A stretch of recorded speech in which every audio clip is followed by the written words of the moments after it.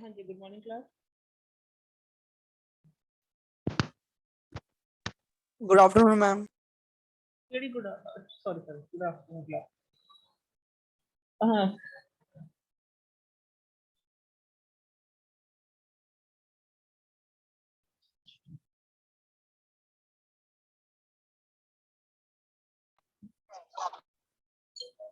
Last class में कितने बच्चे थे?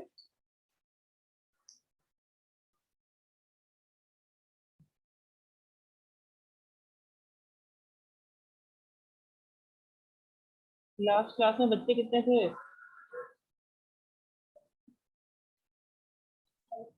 127. और कम हो गया आज। रोल नंबर 1 to 31 अटेंडेंस बोलो। 502 ma'am. Ma'am 504 and 5. 4 and 5, ma'am 516। 5 and 12 good money। Okay 516 ma'am और बोलो देन 37 तक। मैम 521। मैम 522. 536. एक मिनट, 21 22 23 36 35। Ma'am 555 present. ठीक है, और कोई? मैम 527. मैम 533। 33 and 27। फाइन। 38 से 51 तक। 542 मैम. 40 and 42। 542. ठीक है, और कोई? Ma'am 550. ओके, और कोई? बस इवनिंग में। मैम 1505। 1503. 3 5 बस। इवनिंग ऑन नहीं है? चलो अटेंडेंस सुन लो एक बार।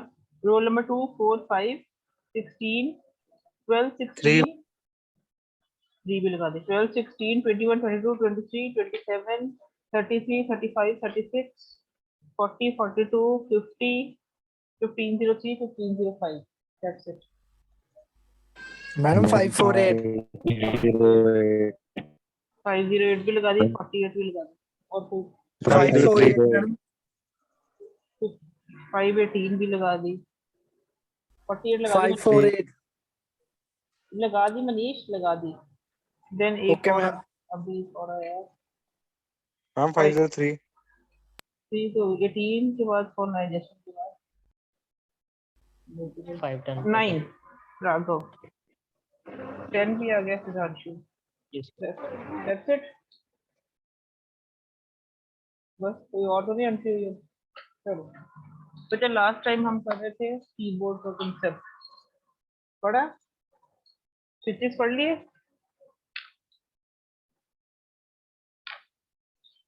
पढ़े या स्विचेस के नहीं पढ़े? हाँ ना?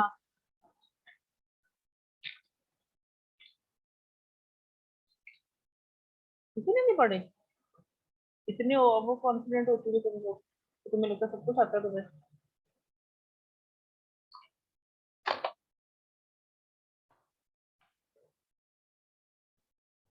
Today I will be starting with you people the working of keyboard.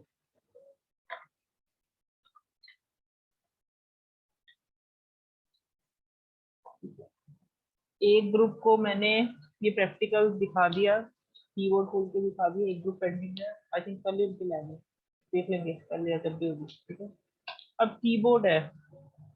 अभी तक हमने कीज का कंसेप्ट पढ़ा, कीज या स्विचेस कह लो उसको। स्विचेस का कंसेप्ट देखा। These are the type of switches with the help of which we can detect which key has been pressed. अब ये जो switches है बच्चे, these switches are arranged in form of matrix. The switches on the keyboard or the keys on the keyboard are arranged in the form of matrix. ठीक है? That is matrix क्या होती है? That is the signal are identified using a combination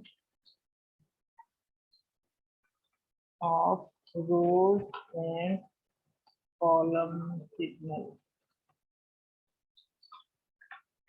जितने भी switches है, मैं ये नहीं कहती ए प्रेस किया उसको सीधा ए पता चल जाएगा, ए प्रेस किया, ए का एक अलग से कोड है।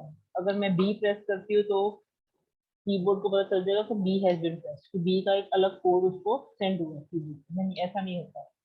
हमने जितने भी हमारे कीबोर्ड में स्विचेस होते हैं, they all are arranged in the form of a matrix. Matrix mean जो आपने मैथ में किया था, ग्रिड फॉर्म, जैसे आपका एक्सेल भी होता है,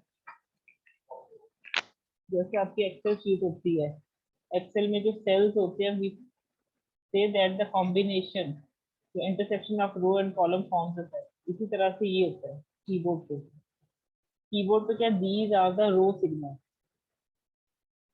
the rows are termed as the row signal and the columns are termed as the corresponding columns are termed as column signal। ठीक है, इन रो और कॉलम के कॉम्बिनेशन से we'll identify which switch or which key has been pressed। ठीक है,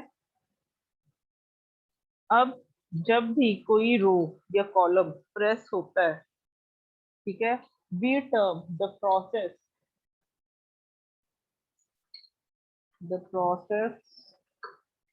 of pressing of a switch or a key on a keyboard is termed as scanning।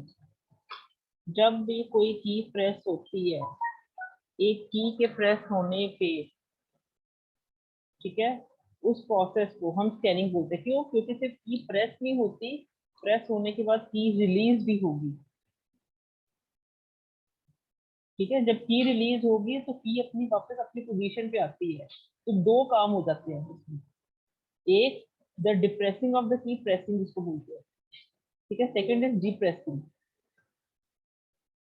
The pressing and releasing of the key is termed as scanning। इसलिए हम इसमें process word use करते हैं, the process of pressing the key. क्यों? क्योंकि the pressing of the key will enable one or the other activity to be performed over to the system। ठीक है, during scanning, during this process of scanning, the two codes are generated। The two codes are generated। One is known as the make code and the other is known as the break code of a key। Whenever we press a key, ठीक है, a make code is generated। Make code will tell you which action has to be performed by the keyboard over to the system, and break code will tell this action has to be stopped now, we are not going to repeat the action। जैसे मैंने आपको कल भी बताया था, if you press a key for a single time, then there will a make code generated for the a key for one time, and accordingly it will generate a break code in order to tell the system that you will have to stop the activity of a। But if you long press a key on the keyboard, then what will happen? It will generate the make code a multiple number of times, and when only you will release the key, a break code will be generated। So we will say while pressing a key, the two codes are associated with the key। One is the make code that will tell you which key or which activity of the key has to be performed, and the other is the break code which will tell you that activity has to be stopped। Now we'll wait for another key to be pressed again or another activity from the keyboard। Is the point clear?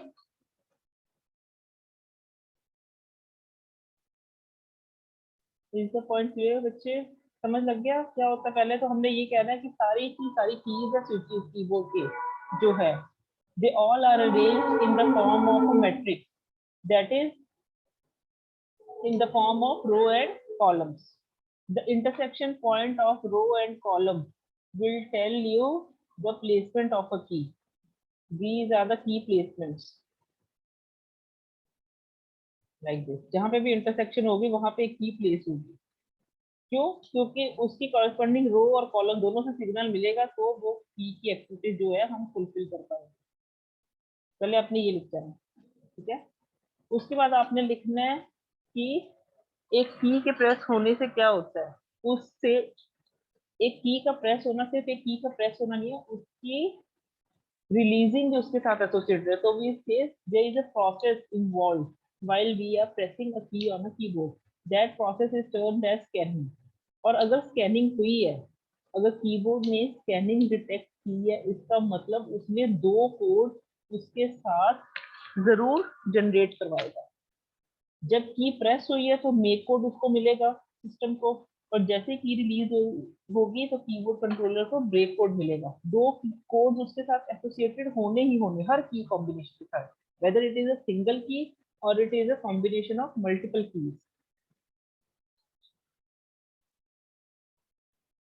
Fine. If we say that a make code is for one specific key is 15, then its break code will be 95 accordingly, and vice versa. Okay, कुछ भी. This is simply one example. We'll be using a formula for this. अब हमने क्या करना है, अब हमें कैसे पता चलेगा कौन सी की प्रेस हुई है, वो सिग्नल कैसे मिलता है. What we'll be having with us is we'll be having a keyboard controller with us. कोई भी एक जो डिवाइस को मैनेज करता है ओवरऑल, चाहे माउस को कह लो, उसका भी एक कंट्रोलर होगा, कीबोर्ड का होता है, हार्ड डिस्क ड्राइव का होता है, ठीक है. जो हम एक पर्टिकुलर डिवाइस हार्डवेयर डिवाइस से एक्टिविटीज कर सकते हैं. कंट्रोलर का काम क्या होता है? टू मेक अ कनेक्शन या to make an interaction between that device and the processor और द सीपीयू. अब कीबोर्ड में कोई की प्रेस हो रही है, कोई सिग्नल जैसे भी काम कर रहे हैं, हमें पता चल रहा है इस हार्डवेयर डिवाइस में ये काम कर, लेकिन वो हमने जो काम है, we have to send that work or we have to interact the device activities with those of the CPU. For that particular thing we need a controller. Hard disk drive जब पढ़ाओगे ना तो हार्ड डिस्क ड्राइव कंट्रोलर भी आप उसको study करोगे, क्योंकि जो hard disk drive में एक्टिविटीज हो रही हैं उस पर्टिकुलर हार्डवेयर में, ठीक है, that activities has to be shared और interacted with the CPU itself. अब हमने पहले देखना है कि ये कौन सा सिग्नल जनरेट करता है जो कि keyboard controller to the processor pass करेगा, क्योंकि इनपुट डिवाइस है, इससे सिग्नल जनरेट होकर हमने सिस्टम को पास कर देना और सिस्टम ने अपनी activities over to the devices reflect back कर देनी है रेस्ट ऑफ द डिवाइसेस. अब क्या होता है, initially we will consider that all the rows of the keyboard controller of the keyboard and all the columns of the keyboard are kept high. Means we allow the signal to pass through the circuit. Initially all the rows are having and all the rows and all the columns are having a high value of signal. Okay, that means the current is flowing through each and every row of the keyboard and through each and every column of the keyboard. Now what will happen if we press the key A on keyboard? Then there is a blockage of this signal to flow. ठीक है, then the corresponding row and column signal will stop passing the current through it. वो allow नहीं करेंगे current को पास होने के लिए. There is a blockage. We say that there is a shifting of signal from high to low value. This low value will indicate the intersection point, क्योंकि एक रो एक कॉलम के इंटरसेक्शन पॉइंट एक ही बनता है, उस इंटरसेक्शन पॉइंट का लो होना इंडिकेट करेगा कि कौन सी की प्रेस हुई है, and we will detect the location according to row and column symbol and will pass. अब ये कैसे पता चलता है? we'll be having a code for this. The code is made accordingly as row signal is combined with column signal. अलग अलग ना इसको देखते हैं कि रो कौन सी लो ये कॉलम होते हैं, हम इसका एक कंबाइंड सिग्नल सेंड करते हैं to the keyboard controller. Let it be the row is 0 with 4 ones, जो आपको डायग्राम में दिख रहा है, ठीक है। कॉलम क्या है, 0 with 4 ones again. This is the total code, a binary code, ठीक है, that is to be sent to the keyboard controller. What the keyboard controller will do, it will convert this binary code into a hexadecimal notation.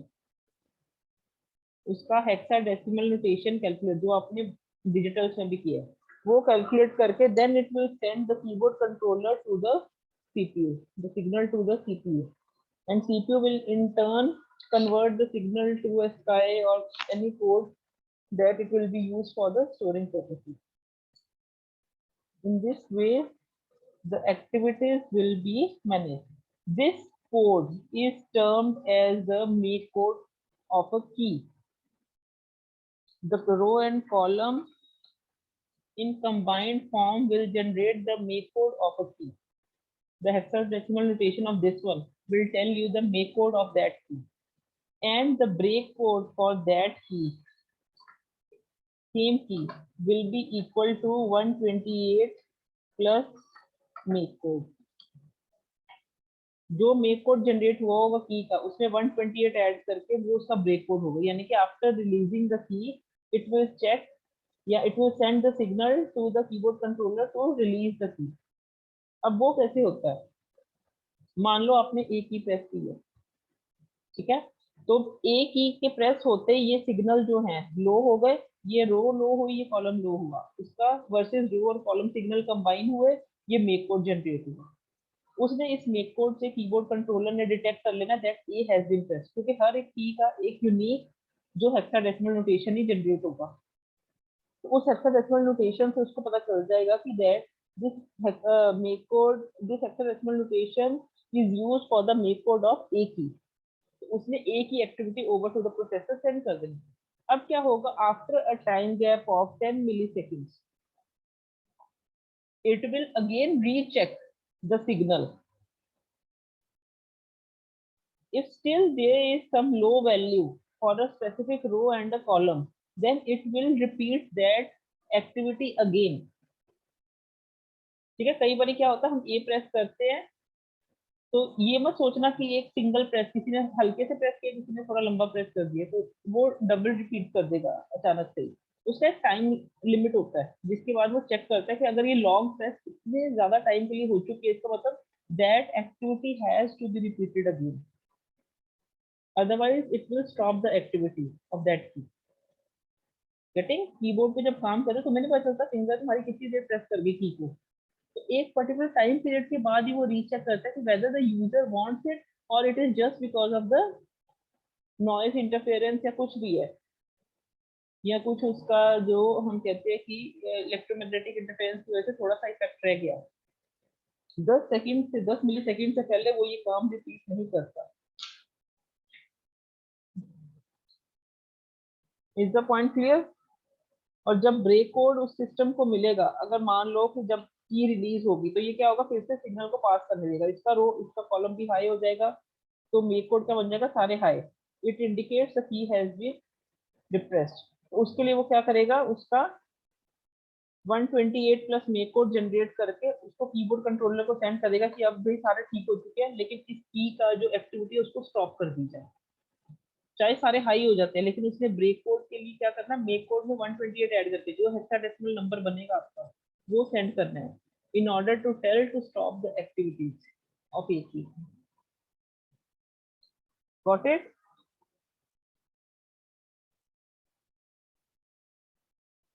Got it? Yes, ma'am. आप ना एक बार जो भी इसकी working लिखी है, इतनी ज्यादा वर्किंग लिखी है, आपने कुछ नहीं करना, एक बार उसको रीड आउट करना है। आपकी बुक्स में लास्ट पेज में ना कीबोर्ड के लास्ट पेज पे लिखा वो कीबोर्ड वर्किंग, वो पॉइंट फॉर्म में दिए 7 के पॉइंट्स दिए, उनको एक बार रीड आउट करना। आपने उस पॉइंट फॉर्म में इसको सारा काम लिख देना, लेकिन ये जरूर याद रखना आपने मैट्रिक्स को डिफाइन करना है कि पहले सारे के सारे कीज या स्विचेस आपके मैट्रिक्स में आपने उसको प्लेस किया है। सेकेंडली आपने स्कैनिंग की ये टर्म जरूर लिखनी है और मेक कोड और ब्रेक कोड को डिफाइन करना है। उसके बाद वो 7 पॉइंट्स में ये सारा को यही लिखा है कि सबको पहले इनिशियली हाई किया जाता है, वो उसने निचोड़ निकाल दिया इसका वर्किंग का। ठीक है, जैसे ही कोई की प्रेस होती है उसका पर्टिकुलर रो और कॉलम क्या हो जाता है, लो हो जाता है। लो होते ही then they will generate a code with a combination of row signal and column signal. That code is termed as the make code. That make code will tell the keyboard controller which activity has to be performed. कौन सी की press हुई है, वो keyboard controller फिर CPU को वो activity perform करने के लिए आगे सेंड करता है, ये वाली एक्टिविटी परफॉर्म की जाए सिस्टम। और उसके बाद 10 मिली सेकेंड्स में अगर आपको लगता है वो सिग्नल वापस आई हो गया तो उसका एक ब्रेक कोड जनरेट होगा। ब्रेक कोड क्या होता है, जो भी मेक कोड बना होगा, जैसे ए है उसका अलग मेक कोड है, for the letter Z there is a different make code, उसके अकॉर्डिंगली वो ब्रेक कोड जनरेट करेगा। ब्रेक कोड क्या होता है 128 प्लस मेक कोड, वो फिर कीबोर्ड कंट्रोलर को पास होगा ताकि वो सिस्टम को ये बता सके कि इसकी एक्टिविटी को स्टॉप कर देना अभी। पर 10 मिली सेकेंड्स के बाद अगर लेटेड भी तुमने की प्रेस किया 10 मिली सेकेंड्स के बाद अगर सेम मेक कोड बार बार उसको जनरेट हो रहा है तो मतलब वो एक्टिविटी कीबोर्ड कंट्रोलर सीपीयू को बताता रहेगा कि रिपीट करो, फिर से करो, एक और ए प्रेस हो जाए, एक और ए प्रेस हो, लॉन्ग प्रेस ऑफ ए की, इस तरह से डिटेक्ट होती है। ऐसे ही अगर मल्टीपल कीज की बात की जाए, जैसे हम कई बार कहते हैं कंट्रोल के साथ शिफ्ट दबाया है, सॉरी कंट्रोल के साथ ए दबाया है, या शिफ्ट के साथ कंट्रोल, या कंट्रोल ऑल्ट कुछ भी किया आपने, दो कीज प्रेस किए हैं तो उनके कॉरेस्पॉन्डिंग दो रोज दो कॉलम्स कॉरेस्पॉन्डिंगली लो हो जाएंगे और कुछ नहीं होगा, उसका एक अलग से कोड जनरेट हो जाएगा।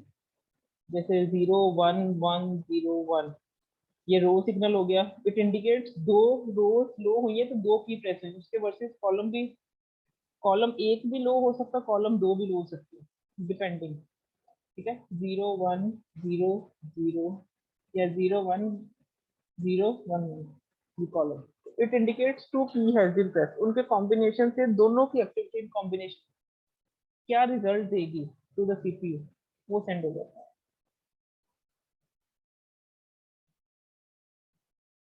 क्लियर बच्चे, कितना कंसेप्ट?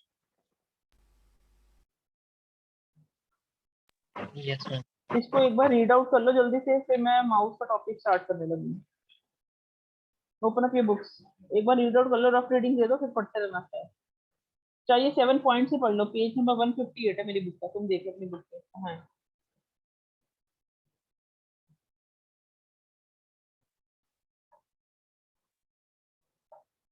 पढ़ो इसको।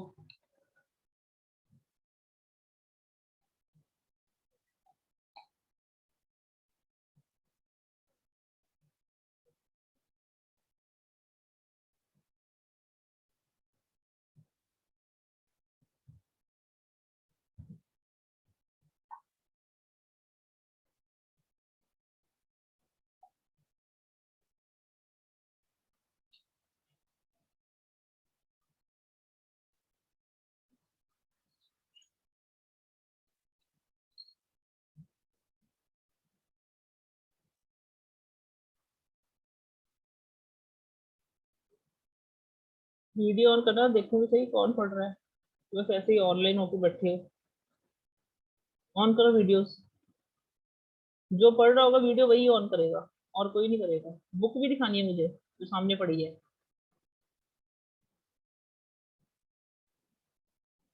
बुक की तरफ करो, क्या पढ़ रहे हो।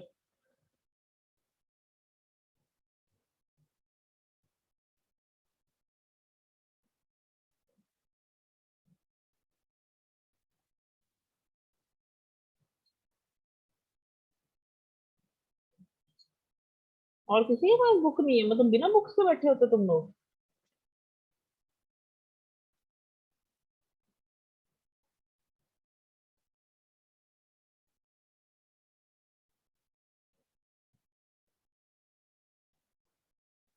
अरे बुक्स कहाँ है, पढ़ कहाँ से रहे हो, जो मैंने पढ़ने को बोला है।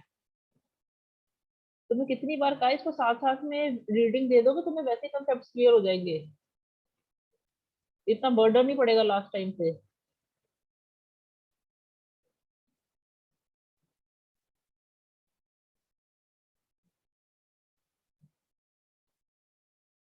हाँ ये 7 पॉइंट्स अभिषेक यही पढ़ने हैं आपने, go through the 7 points.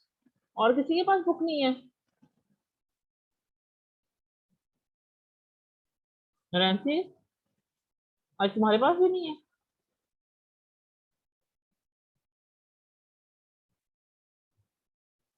Okay. Ma'am मेरे पास ईगल की बुक है ना, उसमें है नहीं पॉइंट्स।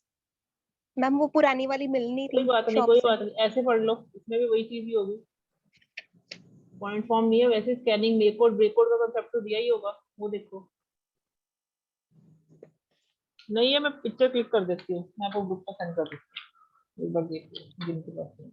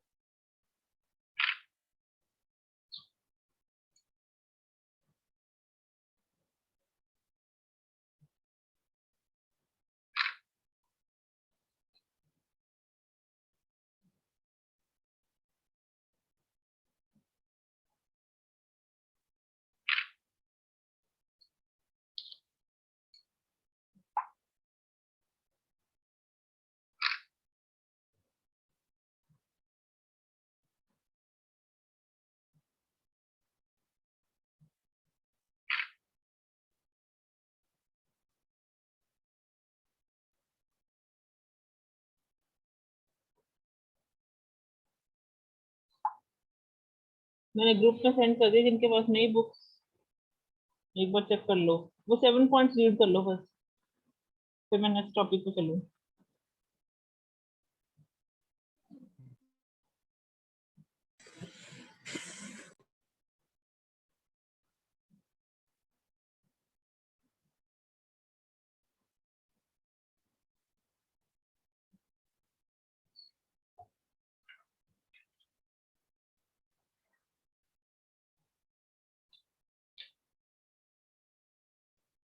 बुक में ना बहुत से टॉपिक्स दिए, उसकी इंटरफेसिंग दी है, फॉल्ट्स दिए हैं, ये आपको कुछ नहीं आना पेपर में। डायरेक्ट क्वेश्चन आता है कीबोर्ड का, माउस का, कुछ नहीं आना, और एक्स्ट्रा पढ़ने की कोई जरूरत नहीं है।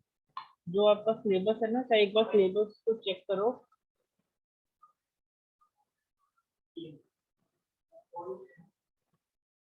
तो आपको पता चल जाएगा, सीधे सीधे क्वेश्चन करते हैं। आई होप सबने 7 पॉइंट्स पढ़ लिए हैं।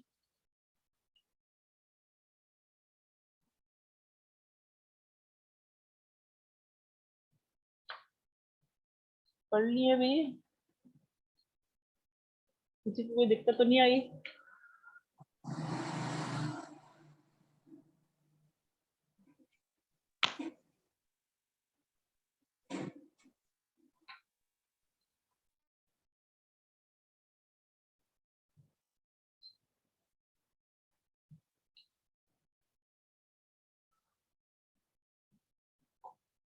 हमारी क्लास में कोई बोलता है कि सारे चुप कर चुके हो? मतलब सिर्फ लैब्स में ही बोलना आता है तुम लोगों को?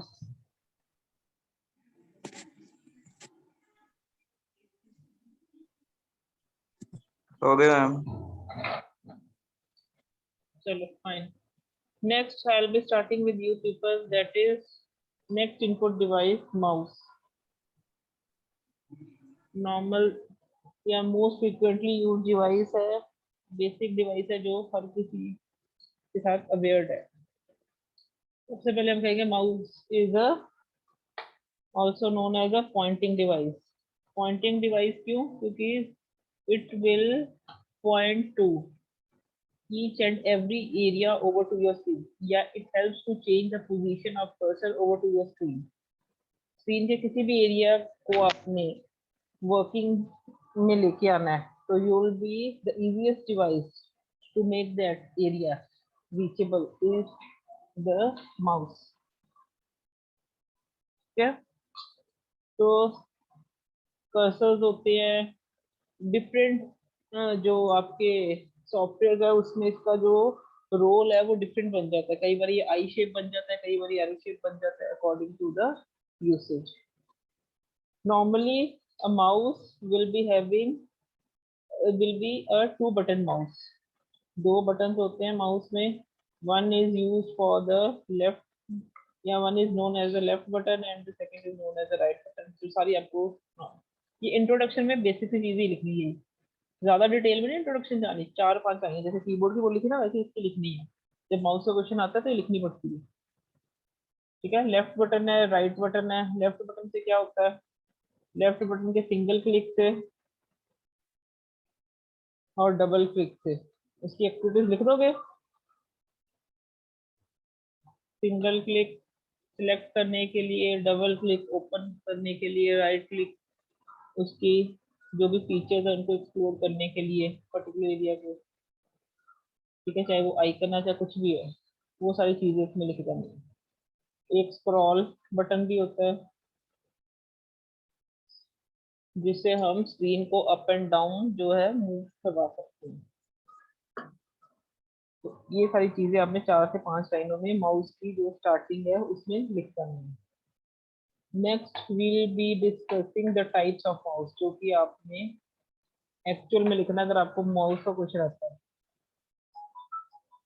Types of mouse, the first you will be discussing with the paper is mechanical mouse, the second is opto mechanical mouse, the third is the optical mouse। Mechanical mouse की अगर बात करें तो स्टार्टिंग में माउस आपने देखे थे, I hope सबको याद हो, that is a ball shape mouse. ठीक है, माउस के एंड पे एक बॉल प्लेस थी लोअर सरफेस पे, तो that kind of mouse is termed as mechanical mouse. क्यों? क्योंकि the movement of the ball will help you to change the position of cursor over to the screen. अब वो ball कैसे move करती थी, अगर पहले ये बताओ किसी ने देखा वो वाला माउस, बॉल वाले माउस देखे हैं किसी ने?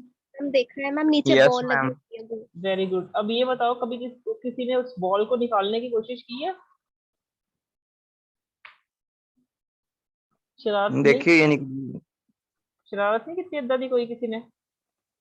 देखिए ही है। देखते ही है। चलो अगर तुसी नेट से सर्च करना, क्योंकि मिलना अच्छा माउस बहुत मुश्किल है, दादा बॉल वाला माउस लॉन्ग टाइम पहले सीधे उनके ड्रॉबैक भी और डिस्कस कर लेंगे। अब बॉल वाले माउस की अगर हम बात करें ना, तो बॉल वाले माउस पे क्या होता था, उसके एट द लोअर एंड अगर आपने उस बॉल को कभी खोला हो, बॉल को बाहर निकाला हो, आपको यहाँ पे ना 2 पोटेंशियोमीटर्स मिलती है।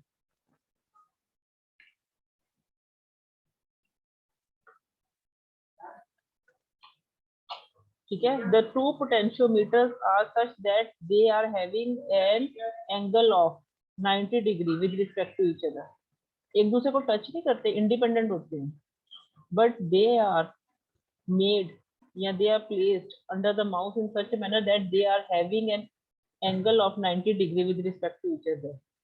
ठीक है, this end, this rod or this potentiometer is used for detecting the left and the right movement of the mouse। Accordingly it will have a rotation of clockwise or anti-clockwise। अगर एंटी क्लॉकवाइज रोटेशन है तो हम कहते हैं कि left की तरफ move कर रहा है माउस। क्लॉकवाइज रोटेशन है, वील से the mouse is moving towards right. The same is with the lower potentiometer.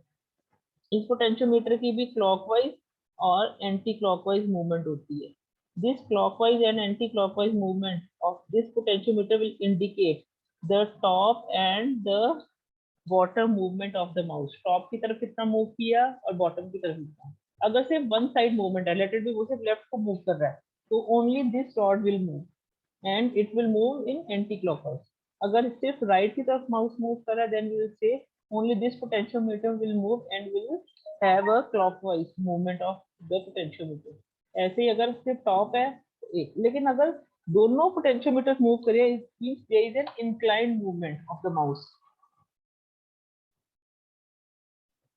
ठीक है, दोनों पोटेंशियोमीटर्स मूव करें, यानी कि उसकी इंक्लाइंड मूवमेंट ऐसे माउस की जैसे मैं अभी कर रही हूँ। सीधी मूवमेंट है तो सिर्फ एक ही पोटेंशियोमीटर घूमेगा, ऐसे बॉटम की तरफ मूवमेंट है एक ही पोटेंशियोमीटर घूमेगा। लेकिन अगर इंक्लाइन मूवमेंट है एनीवे, तो we say that both the potentiometer movement, the movement of these potentiometers in which direction, in clockwise or in anti-clockwise, will indicate how much the cursor has to be shifted over to the screen, या to what extent the position of the mouse has to be reflected over to the screen. इनके साथ, इन पोटेंशियोमीटर्स के साथ क्या होता था, wheel लगे होते थे। That wheel will move according to the movement of the potentiometer. ठीक है, व्हील क्लॉकवाइज घूम रहा है, व्हील एंटी क्लॉकवाइज घूम रहा है, जितना पोटेंशियोमीटर घूमेगा उतना ही व्हील घूमता है उसके साइड वाला। अब इस व्हील के साथ क्या था, एक एनकोडर चिप लगा होता है।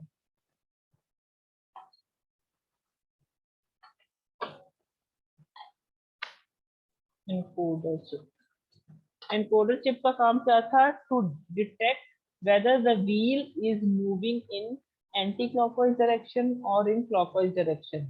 पहला वो ये डिटेक्ट करता था, उसको उस हिसाब से वर्क करवाता था कर्सर की मूवमेंट को, और फिर ये डिटेक्ट करता था what is the speed of potentiometer. Sometimes wheel slowly move the mouse and sometimes wheel fastly move the mouse from one position to another. So the speed of the wheel as well as the rotation of the wheel, the direction of rotation of wheel, will be encoded by this encoder chip. And this encoding, this detection will help you to change the position of mouse from one place to another over to the screen. ये आपका mechanical mouse है।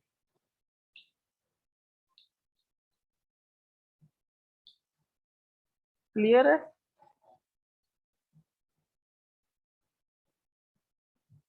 Yes, ma'am.